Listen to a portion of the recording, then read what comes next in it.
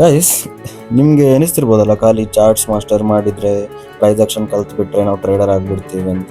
ಅಲ್ಲೂ ಎಲ್ಲ ಗೈಸ್, ಉಳಿದ $1,000 ಬ್ಲೋ ಮಾಡಿಕೊಂಡು ನೆಕ್ಸ್ಟ್ ದಿನ ವಾಪಸ್ ಮಾರ್ಕೆಟಿಗೆ ಬರ್ತಾವಲ್ಲ, ಅವ್ರು ನಿಜವಾದ ಟ್ರೇಡರ್. ಆಸ್ ಇನ್ ಜರ್ನಿ ಇಲ್ಲಿಂದನೇ ಸ್ಟಾರ್ಟ್ ಆಗೋದು.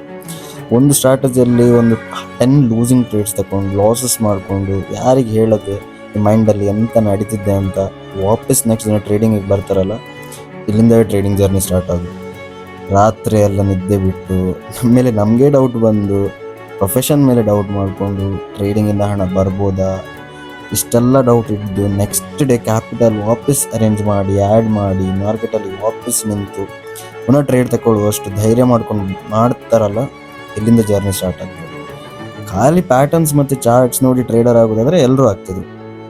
ಸೊ ಅದಕ್ಕೆ ಹೇಳೋದು ಗೈಸ್, ಬಿಡಬೇಡಿ. ಒಂದು ದಿನ ಬಂದೇ ಬರ್ತದೆ, ನೀವು ಟ್ರೇಡಿಂಗ್ ಮಾಡಿ ಎಷ್ಟು ಕ್ಯಾಪಿಟಲ್ ಎಲ್ಲ ಹೋಗಿದೆ 1 ಮಂತಲ್ಲಿ ಕವರ್ ಮಾಡ್ತೀರಾ, ಬರೆದಿಟ್ಕೊಳ್ಳಿ.